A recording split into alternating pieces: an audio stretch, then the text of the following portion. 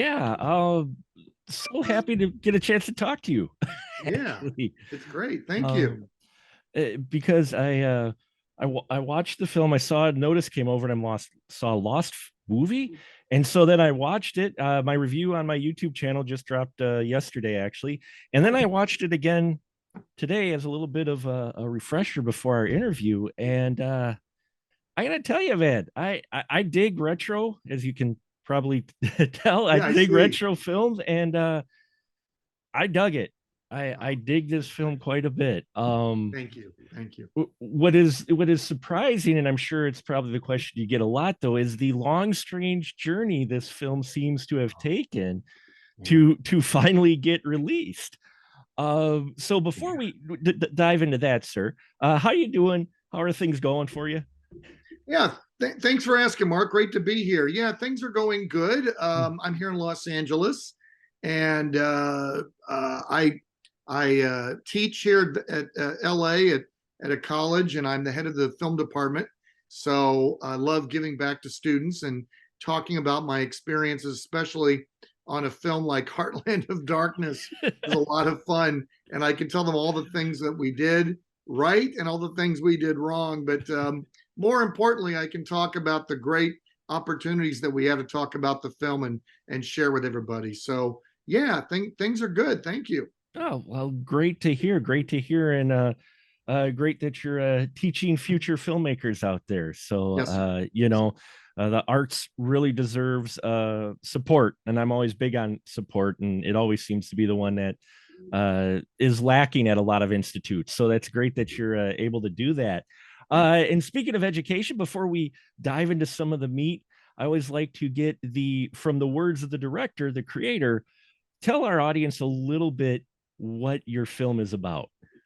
Yeah, so Heartland of Darkness is basically a action thriller, horror thriller about a young father who moves to a small town in the Midwest, think Ohio, brings his young daughter, teenage daughter, high school student with him, and they just want to start over following the death of his wife, and they want to start over in a nice small town, only to find out because he's a reporter, only to find out that there's something below the surface that just isn't right in this town. And sure enough, he discovers that there's actually a satanic cult that's controlling everything in the town. And when they abduct his daughter, he has to find a way to get her back and expose the cult and live to see another day. So that's the log line of the film. Pretty much kind of sums it up. But yeah, it's more of an action horror film than anything else. Yeah, it is. It's got a little bit of everything, which surprised me quite a bit. Being an early 90s film now, it's dated on IMDb 1992. Was that when you initially had completed, was it the Blood Church footage, or how long did it actually take you to shoot this film? Yeah, so we started shooting and we completed principal photography in 1989. And we didn't have any money. We ran out of money to finish the film. A big problem with a lot of low budget horror films is you can shoot the film, no problem, but to get it across the finish line Yeah. and get it done, it's the money to do Mhm. post production. So fast forward a few years, we were getting some interest from some other low budget companies, and one of them, who's now bankrupt, said, "Oh, well, we can finish the film for you, and we'll retitle it Blood Church." The original title was called Fallen Angels, Sure. but there'd been a couple of Fallen Angels movies that came out in the Sure. early '90s, so we recognized, as they did, that we would have to change the title. So they came up with the idea of calling it Blood Church, which I never liked the title. Um, yeah, and that was back in '92, like you Mm, just pointed out.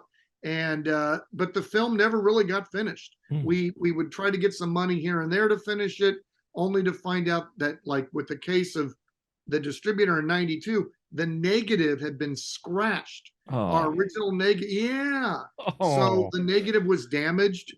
So we were like, oh man, we may never get this done. But today, because of digital editing and digital post production, we could digitally erase the scratches and we could digitally edit the movie much cheaper than back in the late 80s, early 90s. So that's how the film finally was able to get finished. And that's wonderful. You were able to restore that because you can't tell on the film at all, the movie at all, that you had done that work. So that's even more testament to being able to use that technology. Because you mentioned scratches, I'm like, this just looked. I mean, it looks great for when you shot it, and you shot it right. Some people may think this was shot on video because of that time period. Low budget independent films were shooting that, but you didn't shoot it on video. You shot it on 16 millimeter, was it, film? Yeah, 60 millimeter color negative, which even today it's crazy expensive, but back Right. then, even then it was really not just buying the film, but then with film versus video, Mhm. you have to process the film, Right. take it to a lab, and that's expensive because they use chemicals and stuff, and then you had to transfer it to tape, to videotape, to edit. Mhm. Back then, today you transfer it and you go to digital and you can edit at home on your computer. But back then, you had to have a special uh, transfer to tape. You had to have a special editor that edited on tape. I mean, all these things were so much more expensive than they are today. Well, and then if I understand correctly, too, once you get that negative taken care, processed, they charge you for storing it too in case you need it again. Absolutely. You got to pay all these costs. I mean, it was prohibitively expensive over the years to finish the film. And Mhm. we moved on and did other films and stuff, but I would go to horror conventions and signings, and people would always say, "Whatever happened to that lost Linnea Quigley film?" And I would say, "Well, we're working on it still. We're trying to get it across the line."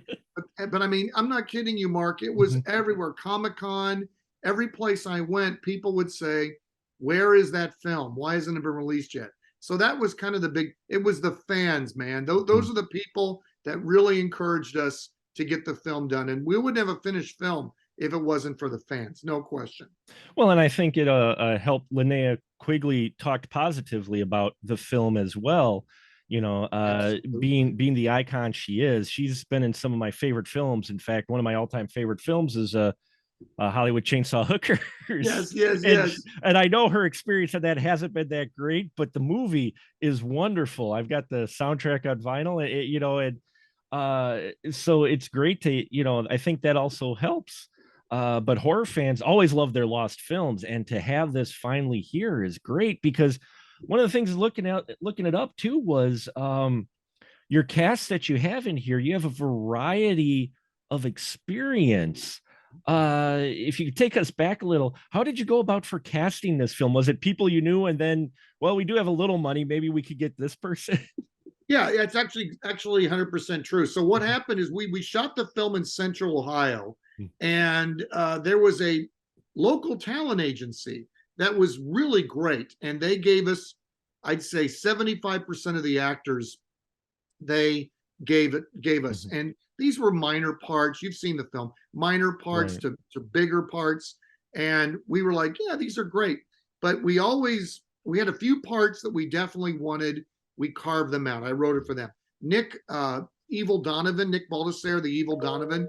Nick and I had done Shakespeare together, so I got to work with this guy in a movie.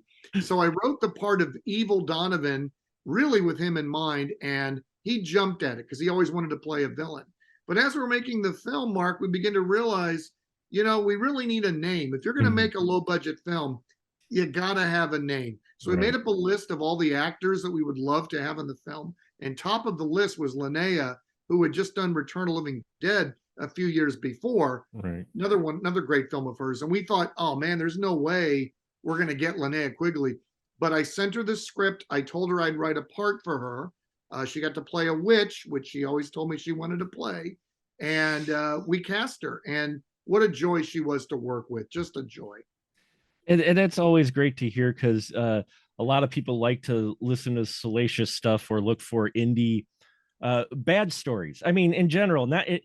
People act like that's a new trend or in social media, but for years, always people wanted to hear, "Oh, well, how was it working with this low budget filmmaker or whatever?" You hear these, so it's great to hear that it sounds like a very positive experience making this film Oh when you were man, shooting it. she was outstanding. She Mhm. really she jumped right in. She wasn't even feeling well when we got her to Ohio. Mhm. But she she stood up. She did great. And yeah, no, I couldn't say enough about her. I wrote like 6 scenes with her, with all the major actors in the film, and she hit a home run every time. The actors stepped up their game because she's with them, Right. and yeah, and the fans were like incredibly supportive that she was in the film. So yeah, I couldn't say enough about her. She is just a fantastic actress and a real joy to work with.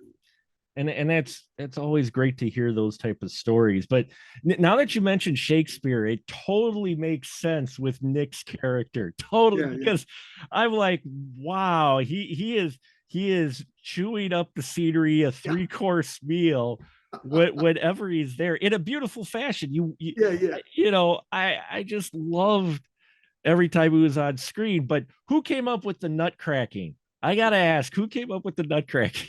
It was my idea. Was I figured that, I'd love to have like to have him do something, like with his hands and a threat.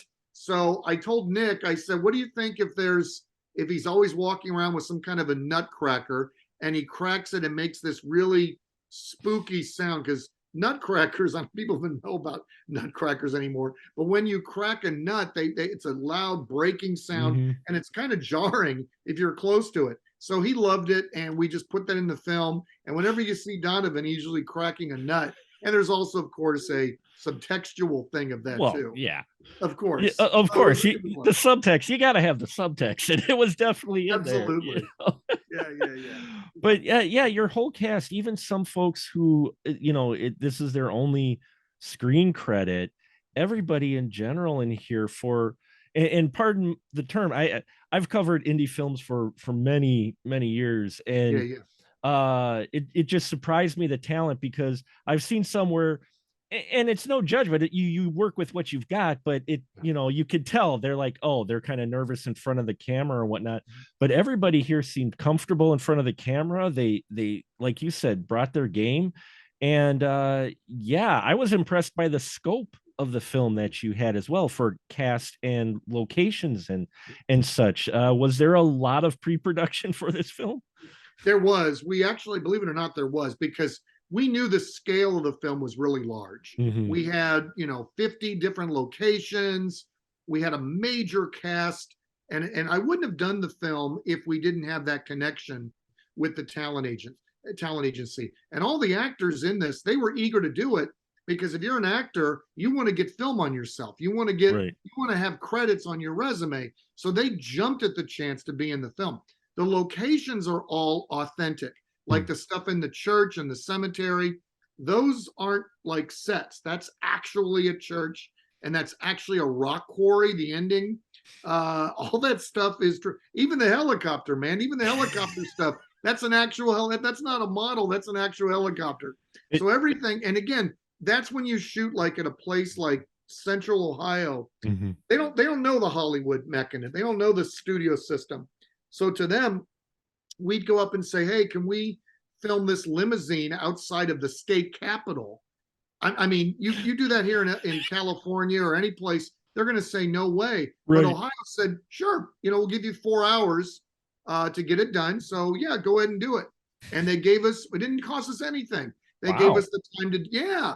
And it was great. We filmed at the state capitol limousine, and you've seen that we had an assassination scene where bullets go off, blood's everywhere. And they were like, oh, that's cool. I'm glad you did that. So it was a lot of fun. Yeah, it looked like a lot of fun. And like I said, it surprised me with locations and everything that you have, because again, as you mentioned at the beginning, budget constraints and such, there's always that concern, especially back in 80s and early 90s indie film, quite a bit. So yeah, that's great that you were able to get that cooperation. Now that's in front of the camera, and there's a few more actors I want to talk about, but first, what about behind the camera, the crew that you got there? Were these all folks you knew, or did you reach out? How did you get these talented folks behind the camera? So some of them were people that I'd worked with in other films. There was a movie that came out a year before this called Beyond Dream's Door, which was a feature film, and many of the people, the crew people from that film, worked on ours too. But really, Mark, the biggest thing was this film was made as a graduate project at The Ohio State University. Oh, so virtually everybody that worked on the film were students. They were behind the camera. They were either grad students, like my cinematographer Scott Spears, or they were undergrads. So as grad students, you got to teach the undergrads, and I'd say, hey, you want to get some class credit? Come and work on my movie. And they did. They jumped at the chance to work because it's good for their resume. right. Yeah. So most of the people either have worked on other feature films with us, or they were students that were working at the same. Some of them did both. They worked on their films and they were students of ours. But that's how we were able to get those great people. And the special effects guy, Scott Simonson, fabulous guy. He did some other horror films. And yeah, there were just so many great people behind the camera helping us out. The sound, the camera department, all those areas, they were great. Yeah, especially the special effects surprised me. The not just the gore effects, which you have two wonderful gore gimmicks in here that I looked at them going, wow, especially watching it the second time, I knew where they were coming up, and I just looked at them and went, there's a lot of wonderful detail in the guts and such. Now, wait a second. Are you talking about the first scene where we see the body eviscerated on the ground? Yes. Okay. Mark, brace yourself. Those are real guts. Oh, really? Those are real guts. Now, full disclosure, it's not people, it's not a person.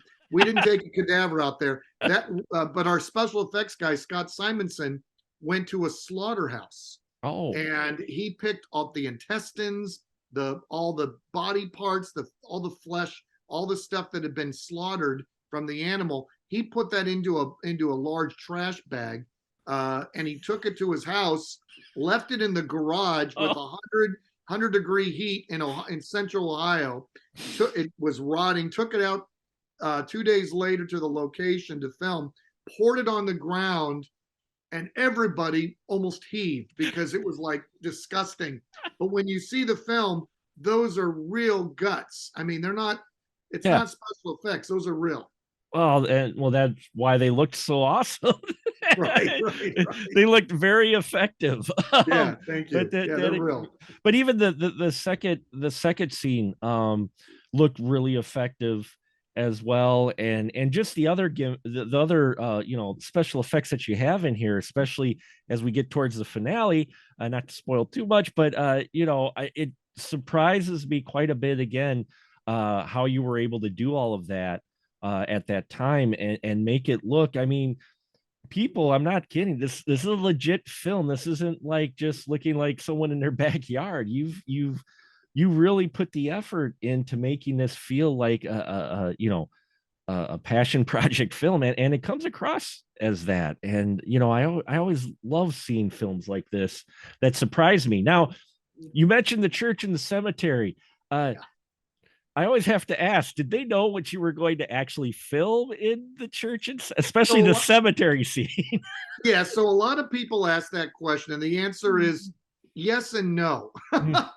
Because we told them we were going to be doing a feature film. It's kind of a action horror film and stuff. So they knew we were in there. I don't think they knew exactly what we were going to be doing. I don't think we revealed them. By the way, you're going to have Linnea Quigley naked in the. I don't think we quite gave them that amount of detail, but we did give them a copy of the script. I promised them I would give them, but whether or not they read it and whether the script in detail and what it says takes off her top, I don't know if they did that level of detail with it. But yeah, no, the locations to them it was neat because it was like a feature film. It was like Hollywood coming to a small. So to them, it was like, wow, this is a real feature film. That's great. So they were really excited to have us shoot inside. And when we did that for like the church, as you know from the film, we fired a shotgun off in the church. I mean, that's great. We got a body being ripped apart in a church. So it's crazy, but they were there. We had people there from the church that were aware of what we were doing, and they were like, wow, this looks really cool. Looks like a lot of fun. So they were aware of what we were doing. I don't think they would do it today. But in the late 80s, they were like, yeah, that sounds great. Let's see you do it. Let's see you pull it off. So it was fun. Oh, that's good to hear, because you always wonder sometimes when you see some of these, they're filming in a real church or cemetery. You're like, did they know that was going to happen? Well, I'm sure they imagine they didn't mind the anti-satanic cult angle to it, though. Exactly. So, you know, Exactly. so oh yeah, we'll let that happen, because you know that's a really bad guy. So there you go. Good triumphs over evil. I That's promised them at the end that the good guys would win out and the bad evil guys would die. So to them, that was the deal clincher right there. They said, as long as good triumphs over evil. And I said, I promise you. And of course it does. which I will say I was happy to see, because the way there's a part near the end, and again, not spoiling too much, but there's a part near the end where I'm like, okay, end scene, great, here we go, roll credit. Yeah. You know, at the when things you think are resolved and not quite, you're like, oh, great. But you didn't end it that way. And I was very happy for that, because I think, you know, yes, horror movies are made to make you feel different ways, roller coaster of emotions. But for me, I'm like, I don't necessarily need my horror film to end nihilistically all the time, Yeah. you know. And I think that's still a trend where some you know, folks making horror movies, oh, we got to end it like on a downer or whatnot, you know. And for me, I'm like, no, you took me on this trip, make me feel good by, you know, hey, all right, that was worth it, rather than, oh, great. Yeah. A big influence on me as a director was James Cameron. I Mm-hmm. mean, James Cameron was the master of like the not really an ending, right? I Right, mean, yeah. if you look at the Terminator films, I mean, you think it's over, but it's not, and it keeps Right. going. Or even his second, the second Aliens movie. Mm-hmm. I mean, we think for sure Ripley's okay. They got back on on the ship. Everything's good, and of course you find out that no things. So I loved those not so endings. You know, Right. you think you think the movie's over. It's like roll credits, but it's not. So I wanted to emulate that. I said, yeah, Cameron's the man. I'd love to have an ending which is not really an ending. It's actually going on. So I'm glad you picked up on that. That's great, man. Yeah, well, I'm a Cameron fan myself. You know, I think The Abyss doesn't get Oh, talked about enough. That film is yeah. just phenomenal. And Terminator 2, yeah, that was, I have so many different copies of that film. It's not funny. I've got that. I mean, I've got the special edition 2 VHS tape box set they Whoa, did. wow, you are a fan. And that's the probably worth some money today. The VHS stuff out there. It don't get rid of that. That's probably worth something. No, I don't have that. I didn't. I mean, I'm holding on to it. I watched it a few times, you know, where it was like an extra hour of footage that he cut out. Yes. You know, I got Yes. the original Terminator one's got a reflective, you know, logo on it, Yeah. VHS as well. Yeah. But you know, speaking of cutting room floor, did you know how much did you have to cut on the film? Because you're working with film, so you're I'm sure you're very frugal with how you're taking shots anyway, but was there a lot still that you had to cut? Actually, no. I was very, very, very, very pleased that there were hardly any scenes on the cutting room floor. I kept just about everything in the film that I shot. There's only like a tiny bit of one scene that I said, I don't think we really need this. It's redundant. But virtually everything that I wrote and directed is in the film. And there's a way to do that. When I was making the film, I deliberate because I knew that, okay, if I don't finish this or if somebody else takes the film over, they might want to cut it a different way. And I don't want that to happen. So I shot the film in a very deliberate way that I would know which direction it was going, the different scenes and stuff. And I kind of forced them, whoever the editor would be, to go with what I shot. So I tell everybody all the time, if you want to make sure nobody's going to recut your film it the way you want to film it so that nobody can go in. If you do a lot of what we call coverage, Mhm. which most people Right. do on a film. But if you give them a lot of options to cut to, they're going to do those options, and it may not be what you want. So if you can really pick and choose your coverage, you can often hold on to the film, the vision that you wanted to have.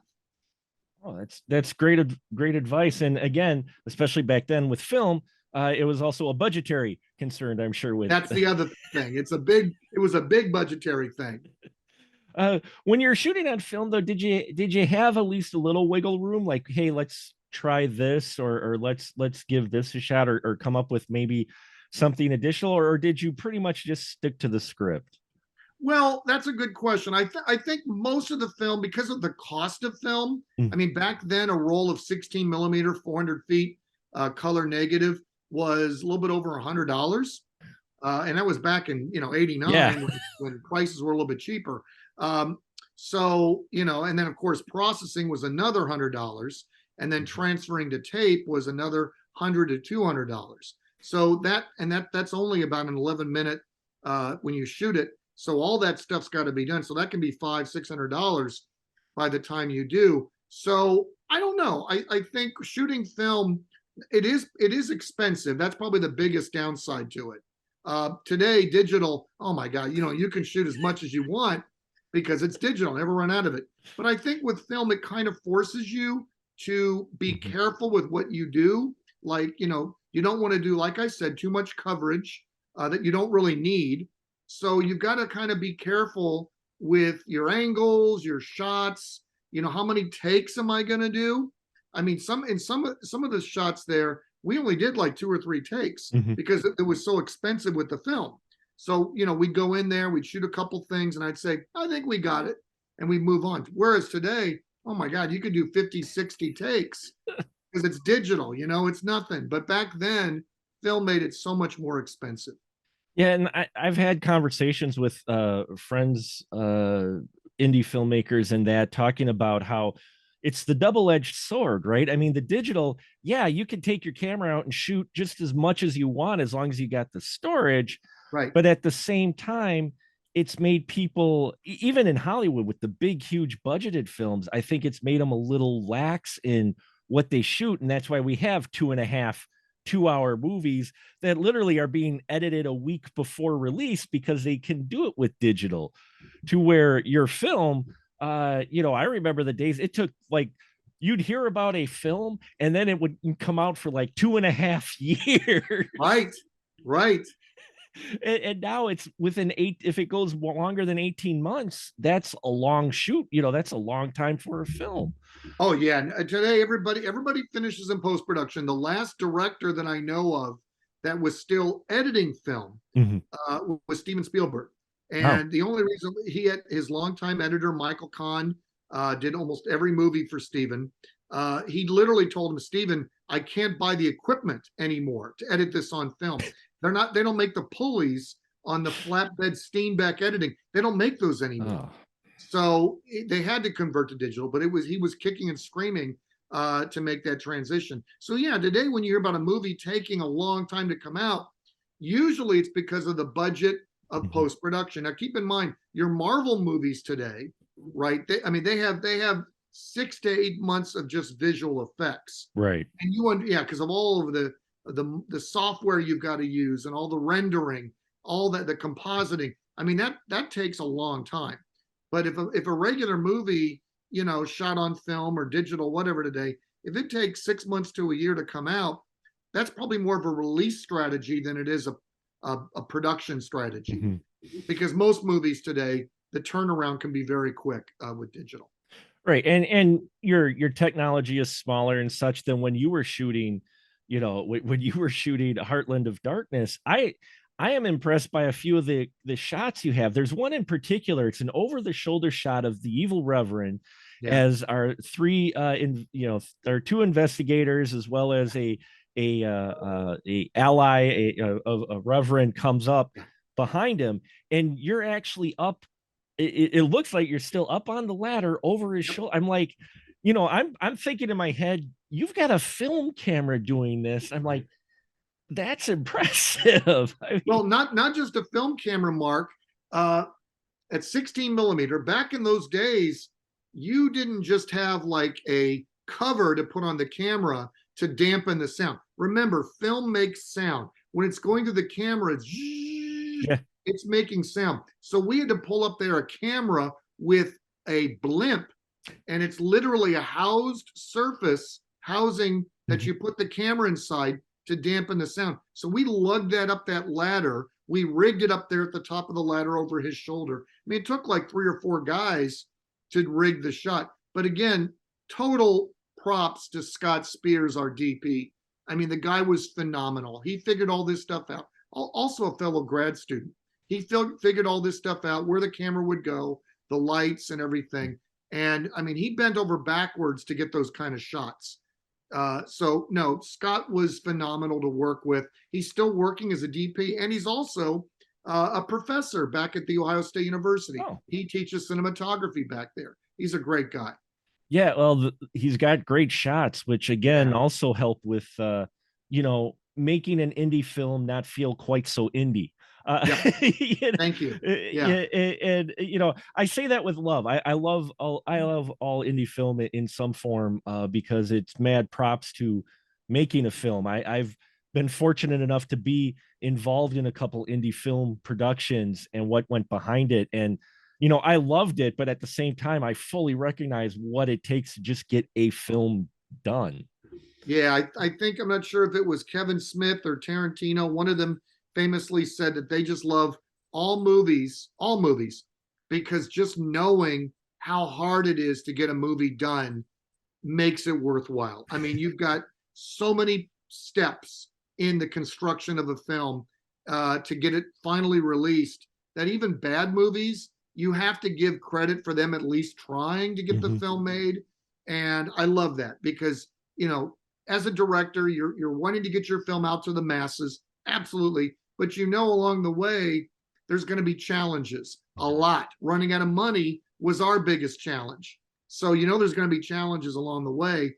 And we got derailed for 30 years because of those challenges. But at the end of the day, you can finally get the film out there for the fans, which is what we're trying to do. And I think you've got something here for the fans that they'll definitely love. Audio as well, and I don't know how much time you have. If you have to go at some point, let me know. But the audio usually is telling too for a budget, but the audio in here also is very solidly mixed, and that for the audio work, did you do a lot of focus on audio quality as well? I mean, how much of a challenge is that with doing with film? So in post-production, one of the reasons why it took 30 years to come out, we wanted a really good mix. And we didn't just want, because when you shoot 16 millimeter, you get mono sound. There isn't room when you shoot the film to do that. Now, when you finalize it today digitally, you can add those extra channels of sound. So when we were finishing the film the last couple of years, we wanted to broaden the sound and make it bigger. So we did a really good mix. And we added my mixer, Jeff Leroy. He added a bunch of sounds in there, a bunch of layering to make it work really well. We have a great composer, Jay Wolfel, who was the director of the feature Beyond Dream's Door. He came in and gave us a phenomenal score. The score is outstanding. He's got chants, he's got guitars, whistles. He's got so many cool things in the music that it just really elevates the film. So yeah, we put together a really cool sound package, which sounds good on your home system. And hopefully fans will appreciate all of that goes into that. Yeah, it sounds great on the system, yet it also still feels like it's from that time, which I was very, because I've seen some restored to where you can tell the audio is just not quite mixed. I mean, it sounds wonderful, but at the same time, it's not matching the period or what the scene that you have. And here it feels natural. It feels like it matches up very well with what's going on and the time that this film was actually shot. So I was wondering how long, who kept the elements of the film? Did you actually keep a lot? Yeah, it was mostly me. I kept the all of the negative. And back then, Mark, we did the sound on reel to reel, So I kept all of those mag tracks, all of the original Mhm. reel to reel. And I mean, I put them in a safe, secure place, Sure. which you have to do. You don't want to put anywhere near heat or sun. So I kept them in a pretty dry, darkened place for many years, trying to get the funds to finish the film. Uh, so yeah, at some point we took those master reels out, and today you've got to do everything digital. I mean, Mhm. I was asking around a number of years ago, hey, because we had all of our masters transferred to tape, right? Right. So I was asking around. They said we don't do tape anymore. That's old school technology. And I was like, okay. So we had to go. We had to take our negative master, retelecine that to digital, and that took a lot. That took tens of thousands of dollars to do that. And then we had to add the mix, which also took a lot of money. But again, we do that on a computer Mhm. that everybody has. But yeah, all these layers to getting it finished just added exponentially over the, and which is what big reason why it was delayed all this time. You know, we didn't just go out and shoot the film like today. You would shoot the film on digital and you're done after you add stuff. But back then, you know, there was a lot of layers that we had to do with Mhm. it that we finally were able to finish with this release. Thank God. Finally. So, one of the things I always like to try to find out, and I find that it's a harder question for some to answer. What was one of the easiest scenes to shoot in that film? Like one that you're very, when you see it, wow, we just got that like on the first take. Like, what was one of the easiest scenes to shoot for you for this film? Yeah, there were a lot of them. I mean, I mean, I could talk more about the hardest scene because every scene seemed to be Sure. hard. Um, but no, I mean, anything that you filmed in the daylight Mhm. was when you see the film, pretty much the daylight stuff was easy to do because you've got the daylight, you've got maybe a reflector under the actors, so those were really easy shots to pull off. Mhm. The daylight stuff. It was the night stuff, especially the quarry scenes, the whole big Sure. climax. Those were a real pain to shoot because you had to rent a generator, you had to get all the lights out there. You're talking about the middle of the night, and Mhm. nobody, I don't care who you are, nobody likes to shoot in the middle of the night. Your body's not designed for that. You're used to, you know, daylight, to getting up in the morning and working. So we had to reset our body clocks to shooting nights, and that was enormously challenging. So Mhm. yeah, the easiest stuff was the daylight stuff. That Sure. anytime you're outside, it's like, okay, we can do this easily. It's the night stuff that was a real pain. Yeah, I figured night was, especially back then. I mean, even now, though, even with your Oh, yeah. digital technology, Yeah. night is still hard to pull off. And then when you do day to night, you usually can tell. Recently, House of Dragons did a scene, and someone posted online. They're like, "Yeah, that day to night looks awful for a Yeah. big budget production because they showed the original shot and then the way it is." So, Yep. you know, Yep. night still seems to be a challenge for a lot of people. Well, yeah, I mean, think about all the things you got to do. You got to get the lights out there, all the equipment, and remember, you're at night, so people normally sleep at night. So you've got to have lots of coffee on the set. You got to have people, you know, that have already slept so that they're not too tired to do it.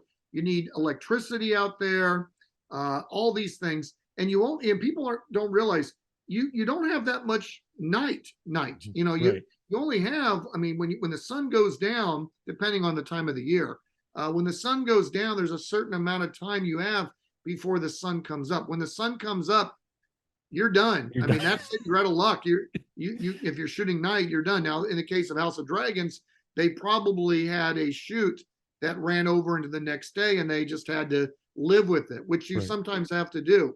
But usually, you try to get your night stuff done very quickly, Mhm. which is why you've got to race to get all the shots done in a limited amount of time. It's really hard to film nights. It really is.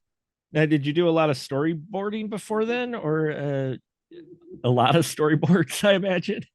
I did some. I did it Mhm. mostly for the action scenes, Sure. especially the car chase, Ah, because you got to be able to tell the camera crew where the camera needs to be, what right. speed is the car, how they're weaving in and out. So that was the main thing with the storyboards, was anything that involved a lot of action, because you got to plan that stuff out. But for the most part, most of it was pretty straight on in the script. Dialogue scenes are pretty easy. Yeah, but no, most of it was the action scenes that we completely had to storyboard out. Yeah, the car chase surprised me as well. I mean, you get the one car sequence. I'm like, okay, that works, but then you actually get an extended car scene, including guys out the window shooting. And that was all the bullet effects, Mark. Those were all added along with the lightning bolt at night. Mm-hmm. Those were all, and the explosion of the shop. Those were all done in post production with digital effects. Oh, okay. So I mean, even the gunshot. Mm-hmm. I mean, I'm like, that looks really good because it really looks like an automatic weapon being fired, but it's simply an effect that was done digitally, which is cool. Yeah, well, you can't. That one you couldn't tell at all. It looked like you were using blanks or whatnot. So the fact that you were using digital with that, and safety for that as well for those scenes. Did you shoot them? Did you shoot them faster than they were actually going? Do you use a little movie magic or? Yeah, we use movie magic. So what you do when you shoot a car chase is two things. One is that you use it because all filmmaking is a sleight of hand. It's magic tricks. So you adjust the camera a little bit. That's called undercranking. So it looks like things are going a little bit faster. And then you also use your lens to make the cars look like they're right next to each other. But in reality, they're a good 1 or 2 car lengths away. But the way you angle it with the lens, use a zoom lens, and you make it look like they're right next to each other, right? So, and that heightens the chase scene, but they're really not. They're farther apart. But the compression with the zoom lens, it makes it look like they're right next to each other. So undercranking and using a zoom lens, that makes the chase look so much more intense. Yeah, and it is an intense scene. And like I said, it was just a surprise. So was the muscle guy. Where'd you find the muscle? Another local actor, right? Another guy from the talent agency. And we told the agents, every week I'd say, okay, I need an actor that's like a bodybuilder. He looks like he's, like a really muscle guy, and he's gonna have the cross tattoo on his arm. And they said, yeah, no problem. We got somebody for you. And again, these were actors that were starting out in their career. Maybe they did a couple commercials or something, but they hadn't really made a feature film. Every actor wants to make a feature film. It's the nature of the business. Sure. So when you say, hey, you can get footage of yourself in a feature, they jump. They say, oh yeah, where can I do that? So he was real excited. And that glass window, by the way, is fake, obviously. Oh, yeah. And it's called Candy Glass. And Scott Simonson, our effects guy, he made that the night before. It's got to be poured into a frame and then dried, and then it's breakaway glass. So it looks kind of cool. Well, the way you edit it and that for this brief time you get it looks realistic enough. I mean, it looked really, it looked decent. I'm like, wow, that was a bit unexpected, but even more unexpected was the muscle guy showing up with a blowtorch. When he popped in, I'm like, oh, this just. You're like, what's going on? Yeah, it's a little over the top, but we had fun. We had fun with it. Never mind, you've got little rat guy in this what's supposed to be a gas station, but just right. The guy's got, and the cult even goes to the gas station. I loved that whole set. That's like one of my favorite because it's just like some backwater thing. And then the muscle guy shows up and I'm like, yeah, okay, this scene just won me over. This gets worse. Well, you teach as well filmmakers in that.